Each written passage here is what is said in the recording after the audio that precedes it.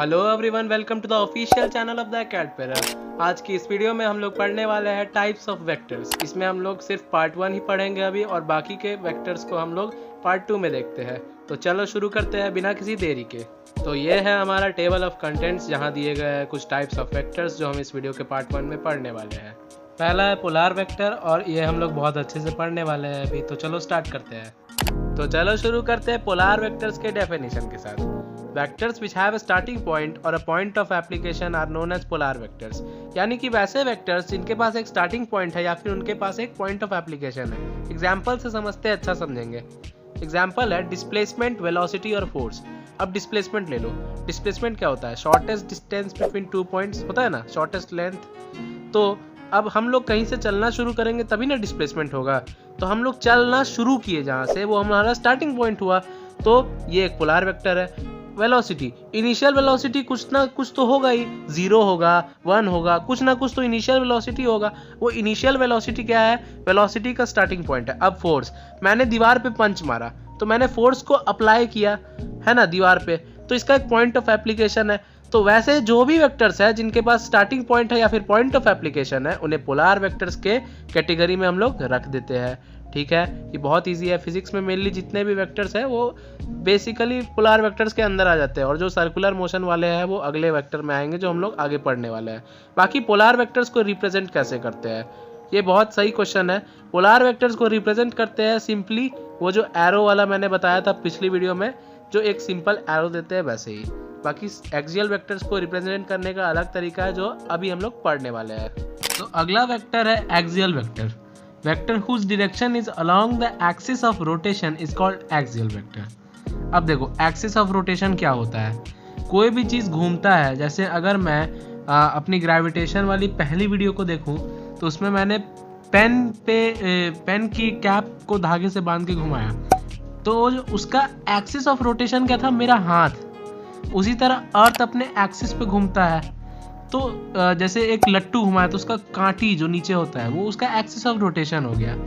तो axis of rotation के along जो वेक्टर होगा वही कहलाएगा एक्सियल वेक्टर। इसको यूज कहाँ करते हैं? रोटेशनल मोशन में। इससे हम लोग पता कर पाते हैं रोटेशनल इफेक्ट्स को। रोटेशनल इफेक्ट्स, रोटेशन के कारण क्या इफेक्ट्स आए, इसको रिप्रेजेंट किया जाता है एक्सियल वेक्टर से। अब देखो एक्सिस ऑफ रोटेशन तुम्हारा फिगर में दिख रहा होगा। जब तुम एंटी क्लॉकवाइज घुमा रहे हो तो तुम्हारा एक्सियल वेक्टर किधर जा रहा है? एंटी क्लॉकवाइज घुमा रहे हो तो तुम्हारा एक्सियल वेक्टर ऊपर जा रहा है और एक्सिस ऑफ रोटेशन नीचे आ रहा है। ध्यान से देखोगे तो पता चल रहा है। ऐसा क्यों हो रहा है? देखो इसके लिए एक लॉ लगता है। तुम्हें क्या करना है, जिस तरफ तुम्हारा वेक्टर घूम रहा है उस साइड अपना फिंगर कर्ल करना है, और तुम्हारा थंब जिस साइड उठेगा उस साइड एक्सियल वेक्टर होगा। अब देखो इधर क्लॉकवाइज घूम रहा है तो तुम अपना हाथ उल्टा करके घुमाओगे, अपना फिंगर कर्ल करोगे, और तुम ध्यान से देखो अब तुम्हारा एक्सिस ऑफ रोटेशन ऊपर आ गया और एक्सियल वेक्टर नीचे आ जाएगा। ठीक है, समझ रहे हो ना मेरी बात, मैं क्या कहना चाह रहा हूँ? अपना फिंगर कर्ल करो, इसको जैसे राइट हैंड थंब रूल की तरह है ये, बिल्कुल मैक्सवेल का। इसका एग्जाम्पल क्या है? वही रोटेशनल मोशन वाले एग्जाम्पल्स है। टॉर्क है, एंगुलर मोमेंटम है, एंगुलर वेलोसिटी है, और ये सब क्या शो करेंगे? रोटेशनल इफेक्ट्स को। तो एक्सियल वेक्टर यहीं पे कंप्लीट होता है। पोलार और एक्सियल वेक्टर बस ऐसे ही पढ़ाने के लिए थे, उतना कुछ इंपॉर्टेंट नहीं है इनमें। अब अगला वेक्टर जो है उसे व्हाइट बोर्ड पे अगर हम लोग पढ़ेंगे तो ज़्यादा समझ आएगा। तो अब हम लोग व्हाइट बोर्ड पे जा रहे हैं पैरेलल, एंटी पैरेलल, इक्वल और नेगेटिव वेक्टर को पढ़ने के लिए। तो चलो चलते हैं। तो आ गए हम लोग वापस इस व्हाइट बोर्ड पे पढ़ने के लिए कुछ टाइप्स ऑफ वेक्टर्स, और इंपॉर्टेंट है ये। और parallel vector, anti parallel vector, negative vector और equal vector, 4 types of vectors हम व्हाइट बोर्ड पे पढ़ने वाले हैं। लेकिन इन सबसे पहले हम एक टॉपिक पढ़ेंगे, मॉड्यूलस ऑफ अ वेक्टर। छोटा सा टॉपिक, वेरी शॉर्ट। क्या होता है मॉड्यूलस, ये जानते हैं। देखो मॉड्यूलस ऑफ अ वेक्टर मतलब वेक्टर का लेंथ या मैग्नीट्यूड। मैग्नीट्यूड क्या होता है? उसका न्यूमेरिकल वैल्यू, पिछली वीडियो देखी है तो याद आएगा तुम्हें। किसी भी वेक्टर का न्यूमेरिकल वैल्यू जो होता है वो उसका मॉड्यूलस कहलाता है। उसी का मैग्नीट्यूड को मॉड्यूलस कहते हैं। लेंथ मतलब क्या? एक वेक्टर को ऐसे रिप्रेजेंट करते थे एरो से, एरो की लेंथ उसका मैग्नीट्यूड बताता था। मैग्नीट्यूड मतलब मॉड्यूलस। तो ये वेक्टर होगा कि स्केलर होगा? ऑफ कोर्स स्केलर होगा, मैग्नीट्यूड स्केलर। ठीक है, इसका सिंबल क्या होता है? इसका सिंबल होता है ये 2 लाइन, इसके बीच में कुछ भी लिख दोगे तो वो उसका मैग्नीट्यूड निकाल के दे देगा। मैथ्स में ये यूज होता है, फिजिक्स में हम लोग वेक्टर भी यूज करेंगे। मान के चलो एक्स एक्स कोई वेक्टर है, कोई एक एक्स वेक्टर है, तो उसका मॉड्यूलस कैसे निकालेंगे हम लोग? एक्स को हम लोग रख देंगे इस डब्बे में, इसको, और ये डब्बे से जब निकलेगा तो उसका मैग्नीट्यूड होगा। जैसे एक्स का मैग्नीट्यूड मान लो, एक्स कहेंगे हम लोग X vector is equal to 5 metre east. क्या ये सही है? हाँ, ये वेक्टर है, इसमें मैग्नीट्यूड भी है, डायरेक्शन भी है, तो ये बिल्कुल सही है। ठीक है, अब हमको कैसे पता एक्स वेक्टर है? क्वेश्चन तो आएगा। एक्स के ऊपर एक एरो लगा है, पिछली वीडियो में याद होगा ऐसे हम बताए थे। एक्स के ऊपर एरो लगा है, जिस भी वेरिएबल के ऊपर अगर एरो लगा है मतलब वो वेक्टर ही है। तो वेक्टर को रिप्रेजेंट ऐसे करते हैं, तो x is equal to 5 metre east. तो x का मॉड, x वेक्टर का मॉड कैसे लिखेंगे? x वेक्टर का मॉड होगा तुम्हारा 5 मीटर। ईस्ट हटा देंगे, डायरेक्शन हटा देंगे, सिर्फ मैग्नीट्यूड लिखेंगे। ठीक है, इसी को हम लोग क्या लिख सकते हैं? x, ये एरो हटा दोगे तब भी बराबर, यानी कि या तो तुम मॉड लगाओ या तो ऊपर से एरो हटा दो, दोनों बात बराबर है। ठीक है, ये ओनली x, सिर्फ x लिखोगे यानी ये तुम्हारा मैग्नीट्यूड को रिप्रेजेंट कर रहा है, मैग्नीट्यूड। और ये डब्बा लगा दोगे तो ये भी यही मैग्नीट्यूड को ही रिप्रेजेंट कर रहा है, जिसको हम लोग मॉड्यूलस कहते हैं इस डब्बे को। मैथ्स में इसका बहुत यूज आएगा, फिजिक्स में इतना यूज था। अब कुछ हम लोग मॉड्यूलस अगर पढ़ लिए है, चलो भाई इजी हो गया। अब हम लोग कुछ ओरल क्वेश्चंस कर लेते हैं, उसके बाद पैरेलल वेक्टर के बारे में पढ़ेंगे। मान लो कोई फोर्स है, फोर्स का सिंबल होता है एफ, फोर्स वेक्टर होता है तो वेक्टर लिख दिए। मान लो 5 न्यूटन का फोर्स लगा रहे हैं हम, 5 न्यूटन, क्या ये सही है ऐसे लिखना? नहीं, ये गलत है। ये गलत क्यों है? क्योंकि इसमें मैग्नीट्यूड तो है लेकिन यहां तो वेक्टर लगा हुआ है, फोर्स तो वेक्टर होता है, तो ये डायरेक्शन भी हम लोग को लिखना पड़ेगा। ठीक है, तो हम लोग इस डायरेक्शन में अगर फोर्स लगा रहे हैं 5 न्यूटन का तो ये बिल्कुल सही हो जाएगा, क्योंकि इसमें मैग्नीट्यूड और डायरेक्शन दोनों है। सिमिलरली अगर हम ऐसे लिख दे तो ये सही है। अगर हम 5 न्यूटन ईस्ट ऐसे लिख दे, क्या ये सही है? नहीं, ये गलत है, क्योंकि यहां पे हमने बोला कि हमें सिर्फ मैग्नीट्यूड चाहिए। अगर x वेक्टर है यानी कि हमने को ऐसे लिखना है, अगर x के ऊपर से ऐसे हटा दिए तो इसको क्या पढ़ोगे? मैग्नीट्यूड ऑफ x वेक्टर, जिसको हम लोग ईस्ट विस्ट नहीं लिखेंगे, ये गलत हो जाएगा। F is equal to 5 newton, बस ये सही हो जाएगा। इसमें डायरेक्शन की जरूरत नहीं होती है मैग्नीट्यूड में। ठीक है, अब F वेक्टर का mod is equal to what? 5 newton east ना, 5 न्यूटन क्यों? क्योंकि F वेक्टर का मैग्नीट्यूड और F वेक्टर का मॉड दोनों बराबर होता है, बस मैग्नीट्यूड का दूसरा नाम मॉड, मॉड्यूलस। ठीक है, 5 न्यूटन। इलास्टिसिटी में भी एक मॉड्यूलस पढ़ेंगे लेकिन वो अलग चीज है। ठीक है, यहाँ पे ये अलग चीज है। F वेक्टर का मॉड 5 न्यूटन, मॉड मतलब मैग्नीट्यूड, वो भी 5 न्यूटन। अच्छा ठीक है, ये भी समझ गए। एक कॉन्सेप्ट और ले लेते हैं छोटा सा। अगर हम लोगों ने लिखा कि F vector is equal to -5 newton west, क्या ये गलत होगा? अरे क्यों गलत होगा? मैग्नीट्यूड है, डायरेक्शन है। अच्छा, नेगेटिव साइन क्या दर्शा रहा है? मैग्नीट्यूड तो स्केलर होता है, ये नेगेटिव तो होना नहीं चाहिए था। ये नेगेटिव साइन जो है, ये वाला जो नेगेटिव साइन है, ये क्या दर्शा रहा है? ये दर्शा रहा है अपोजिट, अपोजिट डायरेक्शन को, अपोजिट डायरेक्शन। यानी ये जो है क्या होगा? 5 न्यूटन ईस्ट। यानी कहीं भी अगर हम लोग पढ़ लिए कि -5 न्यूटन वेस्ट या -5 या माइनस लगा हुआ है, समझ लेना अपोजिट डायरेक्शन को हम लोग को लिखना है, तो ये भी सही है। ठीक है, अब एक और क्वेश्चन देख सकते हैं। मान लो कोई डिस्प्लेसमेंट, डिस्प्लेसमेंट लेते हैं इस बार। एस वेक्टर नॉर्थ में हम लोग चल रहा है 10 metre, 10 metre north is equal to -10 metre south. क्या ये सही है? क्या ये सही है? बिल्कुल सही है, क्योंकि -10 मीटर जो लगा दिया हम लोगों ने, -10 जो लगाया, माइनस जो लगाया, ये अपोजिट डायरेक्शन को दर्शा रहा है। साउथ का उल्टा नॉर्थ, वेस्ट का उल्टा ईस्ट। ठीक है, तो साउथ का उल्टा होता है नॉर्थ, तो ये दोनों बराबर है। ठीक है, तो वो जो मैंने लिखा था ना, negative sign represents opposite direction, उसको रेड पेन से मार्क कर लो, बहुत इंपॉर्टेंट बात बताई थी मैंने। तो यहां तक हम लोग समझ गए। अब हम लोग आते हैं पैरेलल वेक्टर में, ठीक है। अब हम लोग आते हैं पैरेलल वेक्टर में, इसको हटा दे। तो देखो पैरेलल वेक्टर वेरी इजी, बहुत ज्यादा इजी है ये। क्या कहता है parallel vector? Vectors having same direction. बस सिंपल सी बात है, मैंने इधर पंच मारा, मैं कुछ फोर्स लगा रहा हूं, तुमने भी मेरे साथ ऐसे किया, हम दोनों कुछ कुछ फोर्स लगा रहे हैं। मैं थोड़ा सा ताकतवर हूं, चलो तुम आज ताकतवर बन जाओ।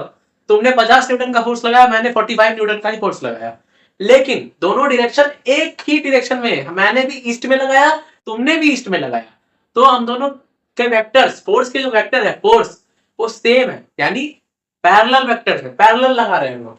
यानी दो वेक्टर्स जिनके डायरेक्शन सेम हो वो पैरेलल वेक्टर्स होंगे। यहां मैग्नीट्यूड मैंने नहीं कहा, ये कुछ भी, ए वेक्टर बी वेक्टर से छोटा भी हो सकता है, बड़ा भी हो सकता है, लेकिन देखो ध्यान से देखो, इनका डायरेक्शन दोनों एक ही डायरेक्शन में जा रहे हैं, जा रहे हैं ना, ये भी इधर जा रहा है, ये भी इधर जा रहा है, तो ये पैरेलल वेक्टर है, ठीक है।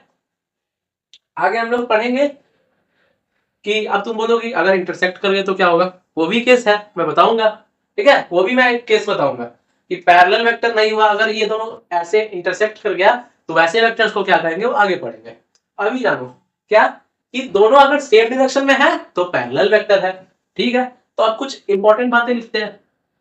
ए और बी, ए वेक्टर और बी वेक्टर पैरेलल है, तो क्या हम लिख सकते हैं ए इज पैरेलल टू बी, लिख सकते हैं ए वेक्टर बी वेक्टर से पैरेलल है, क्या लिख सकते हैं, बिल्कुल लिख सकते हैं, सही है, ऐसे कॉपी में नोट करते जाना। अब दूसरी चीज, क्या हम लोग ऐसे लिख सकते हैं ए इज इक्वल टू बी, यानी ए वेक्टर जो है, ए वेक्टर का मैग्नीट्यूड बी वेक्टर के मैग्नीट्यूड से इक्वल है? नहीं, ए वेक्टर का मैग्नीट्यूड, ये वेक्टर का जो लेंथ है वो बी वेक्टर से कम है, यानी कि ए वेक्टर का magnitude is less than B vector का मैग्नीट्यूड, तो ये गलत हो गया। अच्छा, ए वेक्टर का मॉड्यूलस, क्या ये हम लोग ऐसे लिख सकते हैं? हाँ, नहीं लिख सकते हैं, क्योंकि दोनों बात बराबर ही है, मैग्नीट्यूड लिखे या मॉड्यूलस लिखे बात बराबर है। अच्छा कोई बात नहीं, कोई बात नहीं, अगर हम लोग लिख दे कि A vector is, A vector नहीं, ए वेक्टर का magnitude is less than B vector का मैग्नीट्यूड, क्या ये सही होगा? बिल्कुल सही होगा, समझे? ये चार बातें तुम्हारा दिमाग खुलने लगा होगा ये सब समझ के कि हाँ सही बोल रहा है। देखो ए बी, बिल्कुल ये छोटा है ये बड़ा है तो इक्वल कैसे होगा, मैग्नीट्यूड इक्वल नहीं तो मॉड्यूलस कैसे इक्वल होगा। अब तुम्हारे दिमाग में एक सवाल आ रहा होगा कि भाई अगर मैग्नीट्यूड और मॉड्यूलस एक ही है तो भाई वाह हम पढ़ कह रहे हैं, क्योंकि भैया क्वेश्चन में आ जाता है कभी कभी, ठीक है। आगे क्वेश्चन सॉल्व कराएंगे, अपने दिमाग में जवाब आ जाएगा, अच्छा यहाँ आ रहा है इसका यूज, तो हम लोग पढ़ रहे हैं, ठीक है। ये हम लोग पढ़ लिए पैरेलल वेक्टर के बारे में। एक और चीज पढ़ लेते हैं, क्या, कि इन दोनों वेक्टर्स के बीच का एंगल क्या होगा, क्या एंगल होगा, कैसे निकालेंगे भाई? एंगल मतलब क्या, एक फिक्स पाथ से दोनों अगर निकल रहा है तो दोनों का कितना, ये कितना उठा, कितना डिग्री से उठा, ये एंगल होता है। भाई ये दोनों तो जुड़ा ही नहीं है कहीं से, कैसे निकाले? सिंपल है, दोनों को जोड़ दो। अब उस जोड़ने के प्रोसेस को हम लोग नाम दिए है वेक्टर शिफ्टिंग।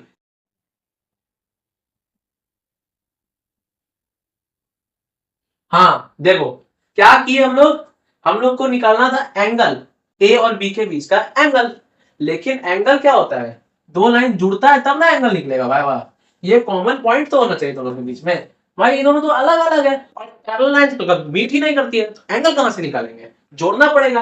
तो जोड़ने का जो प्रोसेस है उसको कहते हैं हम लोग वेक्टर शिफ्टिंग।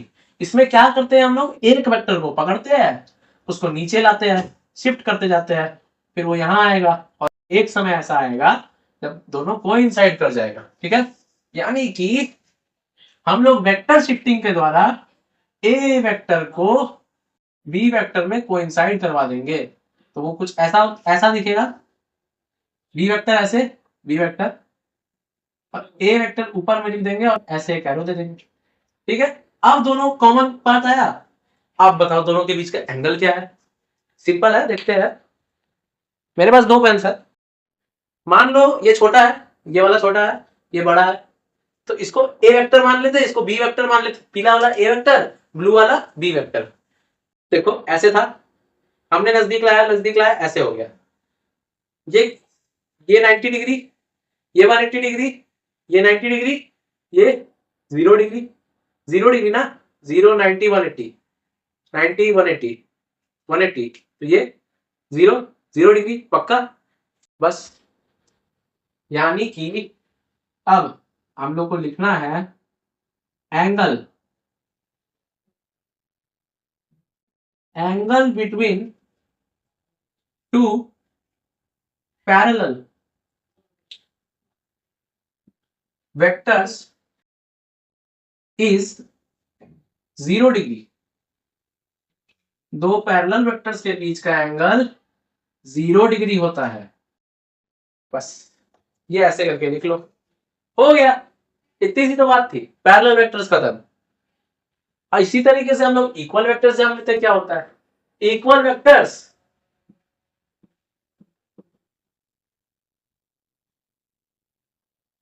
इसको लेने देते हैं।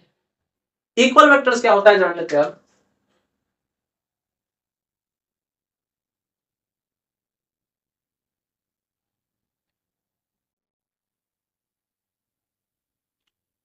इक्वल वेक्टर सिंपल है। पैरेलल में क्या था, दो वेक्टर्स थी, जो मैंने इस साइड दम लगाया, तुमने भी इस साइड दम लगाया, दोनों सेम डायरेक्शन में, दोनों का मैग्नीट्यूड अलग अलग था। दिमाग में क्वेश्चन है, अगर मैग्नीट्यूड सेम हुआ तो उससे इक्वल वेक्टर करेंगे।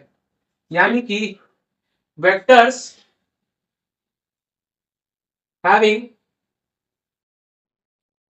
सेम मैग्नीट्यूड एंड डायरेक्शन,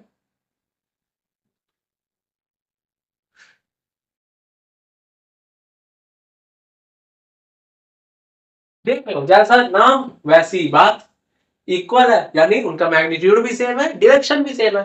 जैसे एग्जांपल के लिए ए वेक्टर, बी वेक्टर, दोनों का डायरेक्शन सेम है और दोनों की लंबाई भी ऑलमोस्ट सेम है, तो यानी कि ये दोनों इक्वल वेक्टर्स है। ठीक है, तो अब बताओ क्या मैं लिख सकता हूं A vector parallel to B vector, क्या मैं लिख सकता, देखो तो, बिल्कुल लिख सकते हैं। करेक्ट, बिल्कुल सही। क्यों नहीं लिख सकते हैं भाई, ए वेक्टर है, बी वेक्टर है, दोनों का डायरेक्शन सेम है, पैरेलल तो है, भले इक्वल है, पैरेलल भी है। अच्छा, A vector equal to B vector लिख सकते हैं, बिल्कुल लिख सकते हैं। डायरेक्शन भी सेम है, मैग्नीट्यूड भी सेम है, तो यहां पे हम लोग लिख सकते हैं कि हाँ, ए वेक्टर बी वेक्टर के बराबर है। अच्छा, तो हम लोग लिख सकते हैं क्या कि A is equal to B, A B से बड़ा है, ए बी के बराबर है। हाँ, बिल्कुल मैग्नीट्यूड सेम है, तो ए बी के बराबर है। अच्छा, तो हम लिख सकते हैं ए का mod is equal to B का मॉड। क्यों नहीं लिख सकते हैं, मैग्नीट्यूड और मॉड्यूलस बराबर होते हैं, यानी ए बी के बराबर है। अच्छा, हो गया, इक्वल वेक्टर्स हो गए। इनके बीच का एंगल कितना होगा भाई, सेम वेक्टर शिफ्टिंग करो, दो वेक्टर्स लिए ऐसे, इस बार दोनों इक्वल है और मैंने ऐसे ऐसे लाया, ऐसे कर दिया, कितना डिग्री, 0 डिग्री। यहाँ पे भी दोनों पैरेलल है ना, तो दोनों के बीच का एंगल कितना है, 0 डिग्री है। तो यहाँ पे हम लोग लिख देंगे, ये मिटा देते हैं, ये मिटा देते हैं, ये मिटा देते हैं, और यहाँ लिख देते हैं इक्वल। हाँ, अब देखो, angle between two equal vectors is 0 degree. अच्छा, अब मेरे समझ आया कि इक्वल वेक्टर्स के बीच का एंगल भी पैरेलल वेक्टर्स के तरह होता है। कुछ दिमाग में खटका मेरे कि भाई पैरेलल और इक्वल में कुछ सिमिलैरिटी है। जैसे कि उसमें था एसिड बेस एंड सॉल्ट पढ़े थे 10 में, तो उसमें था कि एल्कली और बेस में कहते थे all alkali are bases but all bases are not alkali. यहाँ क्या हम बोल सकते हैं, all parallel vectors are not parallel equal vector but all equal vectors are parallel vectors. नहीं समझे, अच्छा लिख देते हैं, पहले लिख देंगे तो समझ आ जाएगा। ठीक है, लिख देते हैं तो भाई तुम समझ जाओगे क्या कहना चाह रहे हैं। ऑल इक्वल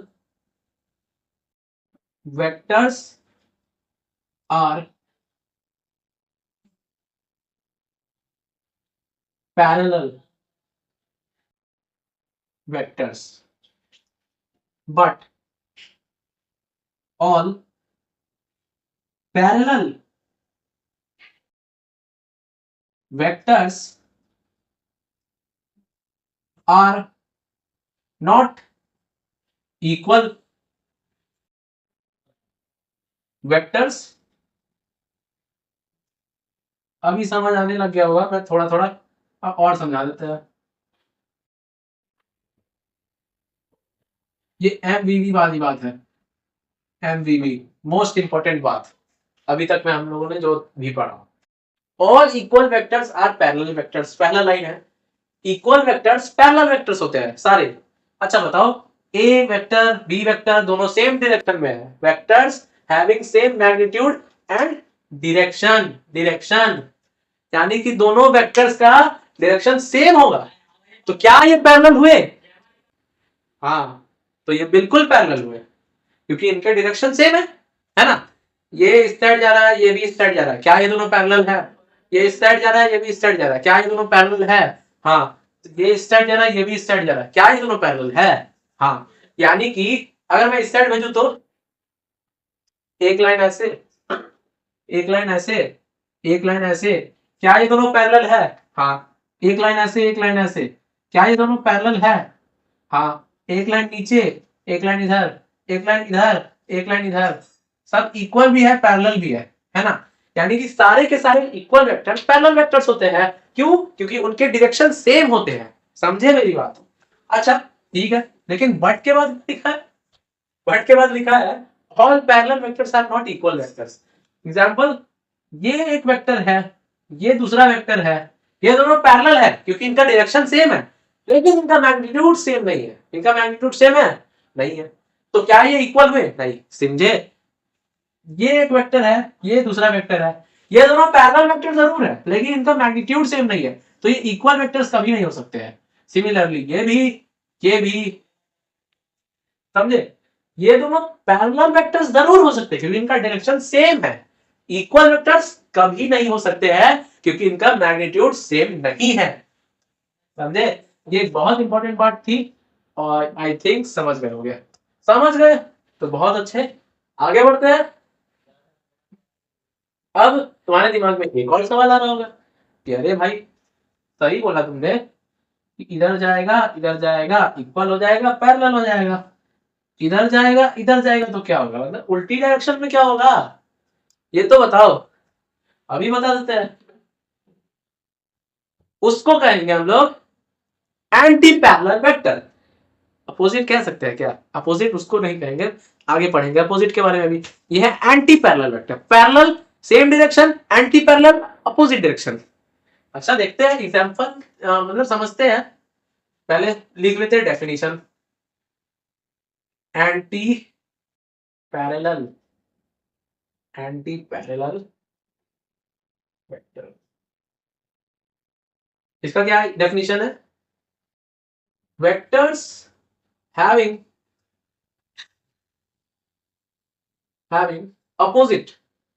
opposite direction,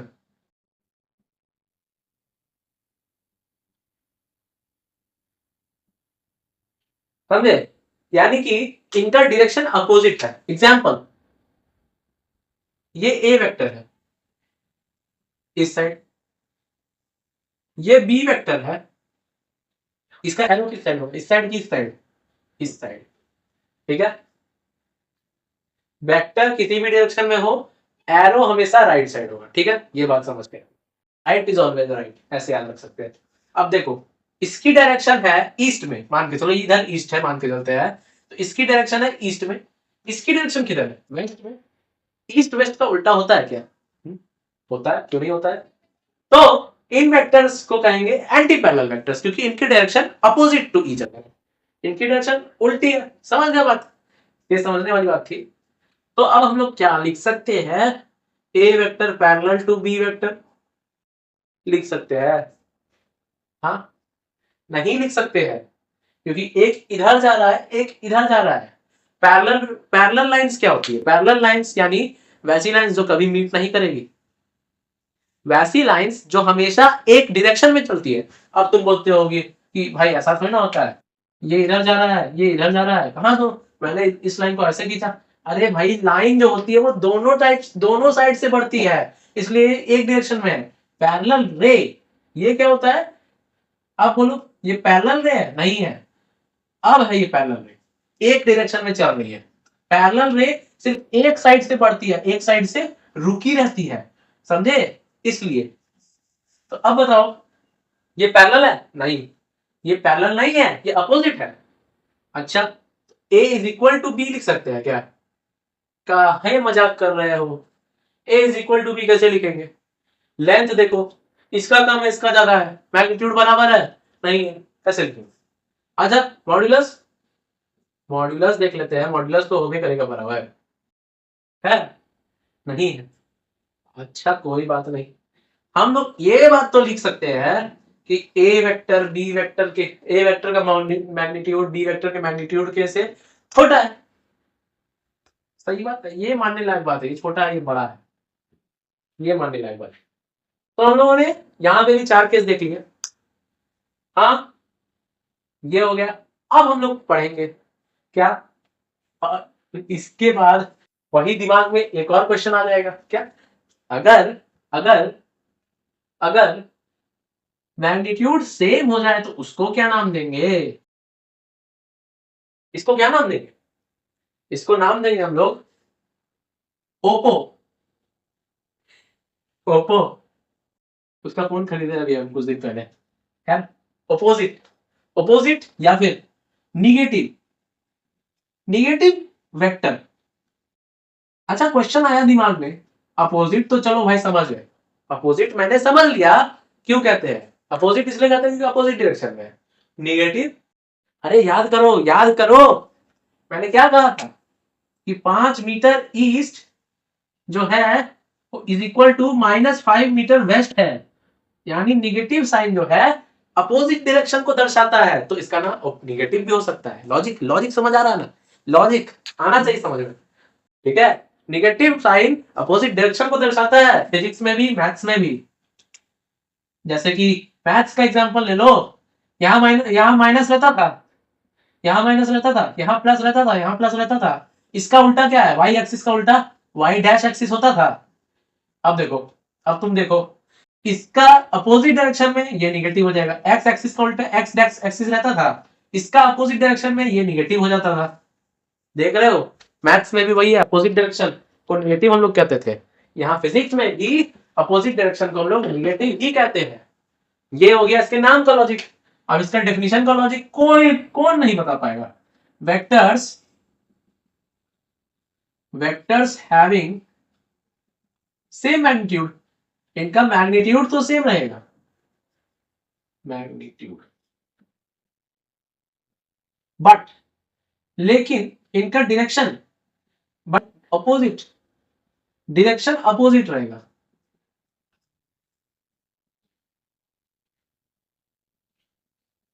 समझ लो, vectors having same magnitude but opposite direction. Example, इधर एक ए वेक्टर नाम का जा रहा है, इधर एक बी वेक्टर नाम का जा रहा है, इनका मैग्नीट्यूड तो सेम है, लेकिन डायरेक्शन देखो एक दूसरे से अपोजिट है, एक ईस्ट में जा रहा है, एक वेस्ट में जा रहा है।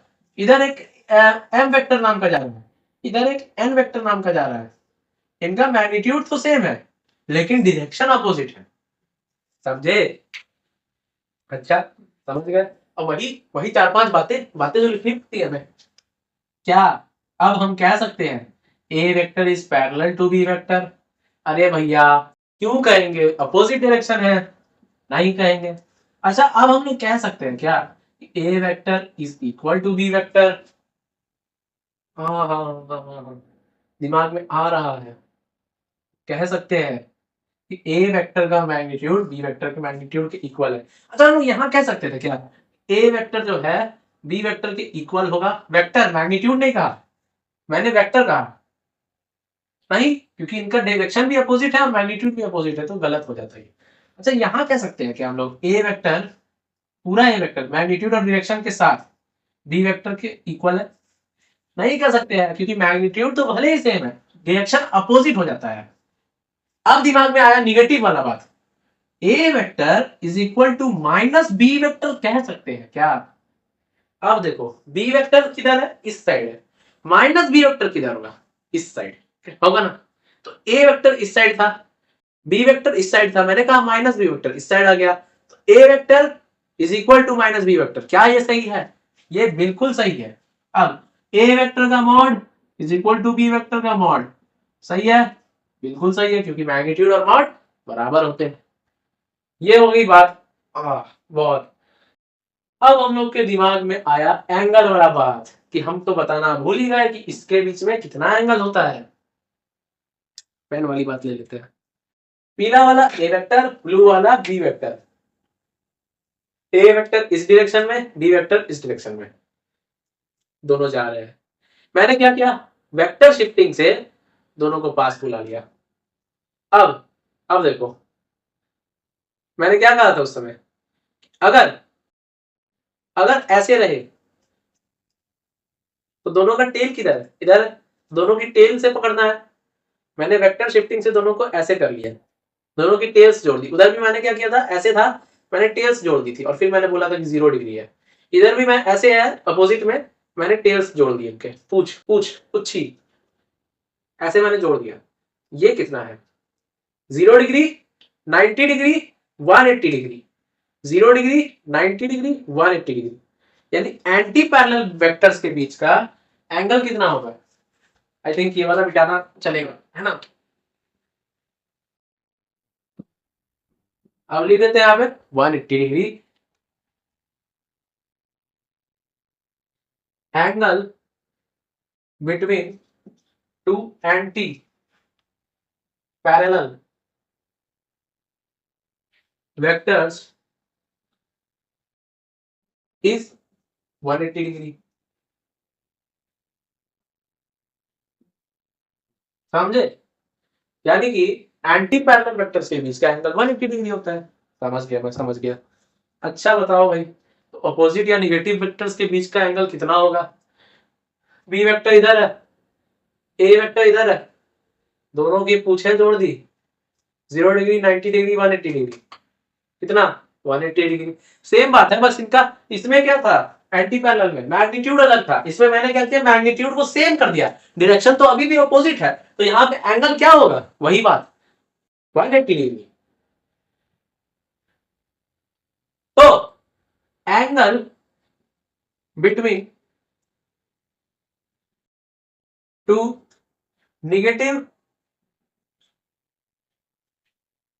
Negative vectors is 180 degree. Negative या अपोजिट जो लिखो, बात वही है। ये नोट कर लो, ये दोनों मेन इंपॉर्टेंट बात। अब एक वही महा इंपॉर्टेंट बात, मोस्ट इंपॉर्टेंट बात जो लिखते हैं हम, वो लिख लेते हैं, क्योंकि सिमिलैरिटीज वही पैटर्न हम नोटिस कर पा रहे हैं जो हम लोगों ने पैरेलल इक्वल में नोटिस किया था। क्या कि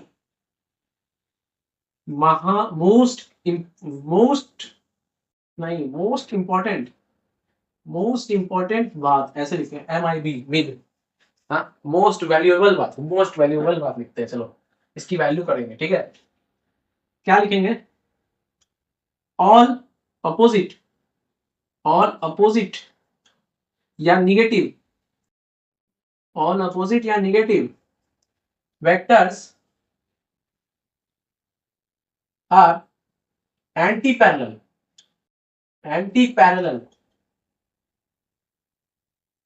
vectors, but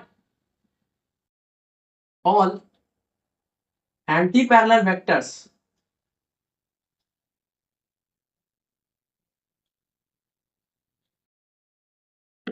are not opposite vectors। समझ गए? यानी कि वही वाली बात है, सारे के सारे अपोजिट वेक्टर्स, ये और ये दोनों एंटी पैरेलल भी है, क्योंकि इनकी डायरेक्शन अपोजिट है ना। ये और ये दोनों अपोजिट भी है, एंटी पैरेलल भी है, लेकिन ये और ये, क्या ये दोनों एंटी पैरेलल है? हाँ, ये दोनों एंटी पैरेलल तो है, लेकिन इनकी मैग्नीट्यूड अलग अलग है ना। तो ये अपोजिट है, अपोजिट नहीं है, कह सकते हैं इसका मतलब all opposite vectors are anti parallel vectors but all anti parallel vectors are not opposite vectors. समझे? एंटी पैरेलल वेक्टर्स जिनकी अपोजिट डायरेक्शन होती है, मैग्नीट्यूड भले ही अलग हो, तो अपोजिट वेक्टर जितने भी होते हैं उन सब की डायरेक्शन अलग अलग है, तो हम उनको एंटी पैरेलल कह सकते हैं। लेकिन एंटी पैरेलल वेक्टर्स हो सकते हैं कि उनका मैग्नीट्यूड अलग अलग हो, उसको हम लोग अपोजिट डायरेक्शन के क्राइटेरिया को देख के सिर्फ निगेटिव या अपोजिट नहीं कह सकते हैं।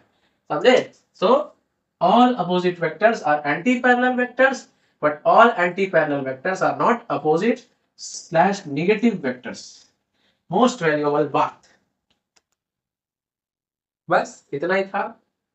अब हम लोग थोड़ा क्या बहुत हो गया, व्हाइट बोर्ड बहुत थक गए, अब वापस आते हैं स्क्रीन पे, स्लाइड्स लाते हैं वापस और अब उनसे पढ़ेंगे हम लोग। ठीक है, वापस से जाते हैं स्क्रीन पे। Welcome back. तो वापस आ गए, तो आगे बढ़ते हैं अपने अगले टाइप ऑफ वेक्टर के साथ, जो है को-इनिशियल वेक्टर। को-इनिशियल वेक्टर्स क्या होते हैं? Vectors having a common initial point are called coinitial vector.